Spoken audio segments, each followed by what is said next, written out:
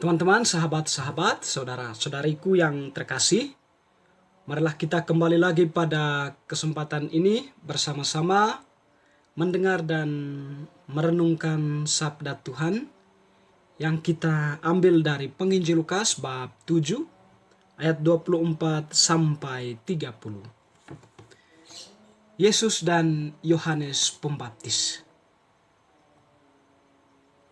Setelah suruhan Yohanes itu pergi, mulailah Yesus berbicara kepada orang banyak itu tentang Yohanes.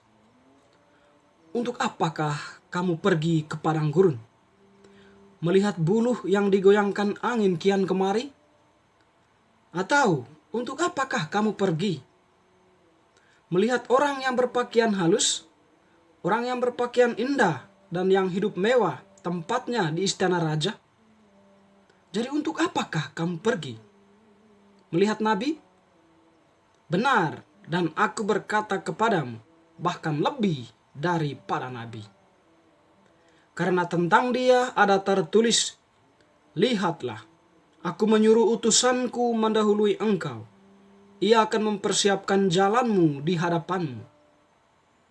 Aku berkata kepadamu, di antara mereka yang dilahirkan oleh perempuan, tidak ada seorang pun yang lebih besar daripada Yohanes. Namun yang terkecil dalam kerajaan Allah lebih besar daripadanya. Seluruh orang banyak yang mendengar perkataannya, termasuk para pemungut cukai, mengakui kebenaran Allah karena mereka telah memberi diri dibaptis oleh Yohanes. Tetapi orang-orang Farisi dan ahli-ahli Taurat menolak maksud Allah terhadap diri mereka, karena mereka tidak mau dibaptis oleh Yohanes. Demikianlah Injil Tuhan, terpujilah Kristus. Teman-teman, sahabat-sahabat yang terkasih, bacaan Injil tadi yang telah kita dengarkan itu merupakan kelanjutan kisah Injil sebelumnya pada hari kemarin, Injil harian yang kemarin, di mana memang mengisahkan tentang Yohanes Pembaptis. Pada bagian Injil kemarin, di mana di sana ditampilkan bagaimana Yohanes tampil sebagai pribadi manusia yang ingin memastikan akan eksistensi Yesus sebagai Mesias yang dijanjikan Allah. Jawaban Yesus sepertinya sangat menjawab persoalan atau pergulatan Yohanes Pembaptis yang sebelumnya itu masih meragukan akan eksistensi Yesus yang dia kenal. Tetapi dengan jawaban yang disampaikan oleh para muridnya, para murid Yohanes, itu merupakan sebuah jawaban final dari keraguannya bahwa Yesus itu adalah anak Allah atau Mesias yang dijanjikan Allah berdasarkan jawaban yang disampaikan oleh Yesus sendiri kepada para muridnya.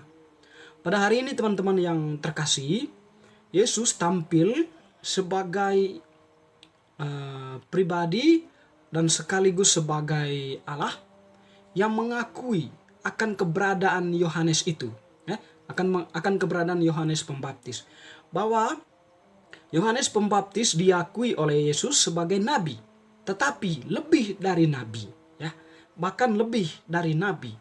Dengan demikian bahwa eksistensi Yohanes Pembaptis di mata Yesus itu adalah seorang manusia atau seorang utusan Allah yang mempunyai sebuah kelebihan daripada nabi yang lain, mungkin atau yang mempunyai suatu kualitas diri yang sangat luar biasa atau yang berkenan di hadapan Allah. Sehingga Yesus tadi mengatakan bahwa apakah ketika kalian pergi ke padang gurun ingin melihat nabi? Benar, kamu pergi melihat nabi, dan aku berkata kepadamu, bahkan dia itu lebih daripada nabi. Karena ada tertulis, aku menyuruh utusanku mendahului engkau. Ia akan mempersiapkan jalanmu di hadapanmu. Artinya bahwa eksistensi Yohanes Pembaptis sebagai nabi dan keberadaannya tadi menurut Yesus lebih daripada nabi itu merujuk kepada perutusan Yohanes Pembaptis yang sungguh luar biasa, di mana dia menyuarakan pertobatan kepada manusia itu sebagai bentuk persiapan atau suatu bentuk usaha Yohanes Pembaptis untuk mempersiapkan jalan bagi kehadiran Mesias, atau mempersiapkan manusia bagi Allah, ya, mempersiapkan manusia bagi kedatangan Allah ke dalam dunia atau ke dalam diri mereka masing-masing. Dengan demikian teman-teman yang terkasih, kita bisa memahami di sini bahwa eksistensi Yohanes Pembaptis itu bukan lagi sebuah eksistensi manusia yang tidak berbobot, atau pewartaannya akan pertobatan melalui pembaptisan dengan air, ya, itu merupakan suatu bentuk tindakan ilahi, ya, bentuk tindakan ilahi, dan diakui oleh Allah sendiri, oleh Yesus sendiri, bahwa bentuk pertobatan atau bentuk pembaptisan yang diberikan oleh Yohanes Pembaptis merupakan suatu wujud pertobatan dari manusia diakui oleh Allah. Dengan demikian semua orang yang menerima baptisan Yohanes tentunya juga mengakui kebenaran Allah. Seperti tadi dalam kisah di bagian kutipan Injil dikatakan oleh atau diakui bahwa seluruh orang banyak mendengar perkataannya, termasuk para pemungut cukai, mengakui kebenaran Allah karena mereka telah memberi diri dibaptis oleh Yohanes Pembaptis. Di sini, ketika Yesus menerangkan eksistensi Yohanes Pembaptis, terbukalah kesadaran baru di dalam diri para pemungut cukai dan orang-orang lain yang telah dibaptis oleh Yohanes Pembaptis, bahwa pembaptisan itu bukan hanya sebuah bentuk tindakan biasa, tetapi itu merupakan suatu tindakan ilahi di mana di dalamnya Allah berkarya, atau pembaptisan itu telah dikehendaki oleh Allah sendiri dan mengangkat pribadi manusia pada suatu jalan kebenaran, di mana dengan itu mereka akan memperoleh atau mereka akan menerima Allah, menerima Mesias yang akan segera datang. Dan memang pada waktu itu, di dalam konteks ini, para pendengar Yesus yang sedang mengajarkan atau yang sedang mengakui Yohanes Pembaptis, di situ juga terdapat para pemungut cukai dan juga orang-orang perempuan-perempuan sundal maupun orang-orang lain yang telah dibaptis oleh Yohanes Pembaptis. Teman-teman, sahabat-sahabat yang terkasih, pribadi Yohanes Pembaptis tentu berkenan di hadapan Allah karena ada sebuah kualitas di dalam dirinya, di mana dia, selain dia tampil sebagai orang yang mempersiapkan jalan bagi kedatangan Mesias atau bagi kedatangan Tuhan, tetapi sekaligus kesetiaannya kepada Allah. Walaupun dia itu dikejar-kejar oleh para penguasa atau dirongrong oleh para penguasa karena suara kebenaran yang ditampilkannya, dia tetap setia kepada Allah. Bahkan dia rela dibunuh, dipenjara dan dibunuh tanpa ada suatu kesalahan yang menunjukkan bahwa dia itu seorang penjahat. Tuduhan-tuduhan palsu yang disampaikan kepadanya tidak menggoyangkan imannya kepada Allah, atau kesetiaannya kepada Allah tetap teguh.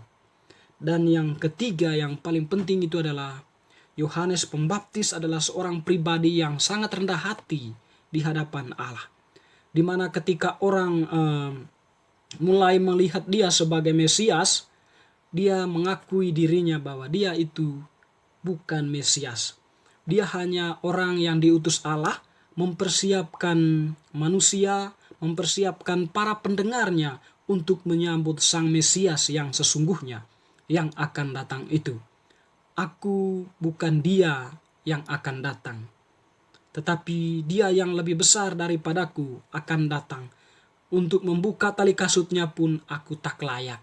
Jadi di sini sebuah ungkapan kerendahan hati yang sangat dalam. Sepikir disitulah sekiranya kualitas diri Yohanes sehingga Tuhan mengatakan bahwa dia itu seorang nabi dan bahkan lebih dari nabi. Ya, dengan suatu pengakuan yang mungkin ya lahir dari pengalaman Yohanes Pembaptis yang setia dan juga kerendahan hatinya di hadapan Allah. Teman-teman, sahabat-sahabat yang terkasih, pada masa penantian ini kita tetap bersuka cita sambil belajar banyak tokoh ya, teristimewa pada hari ini. Belajar pada Yohanes Pembaptis sebagai tokoh yang setia dan penuh kerendahan hati di hadapan Allah, menantikan kedatangan Mesias itu. Dan tentu juga di sini selain kita setia dan rendah hati, tak lupa pula bahwa kita tetap bertindak kasih terhadap sesama yang membutuhkan. Teristimewa mungkin pada saat-saat ini kita menyaksikan ada banyak saudara-saudari kita yang mengalami bencana alam. Uluran tangan kasih kita sangat mereka harapkan, dan itu sekiranya menjadi wujud dari tindakan adventus kita atau tindakan persiapan hati kita untuk menerima Dia yang akan datang mengunjungi hati kita masing-masing. Semoga bacaan hari ini semakin meneguhkan penantian kita. Amin.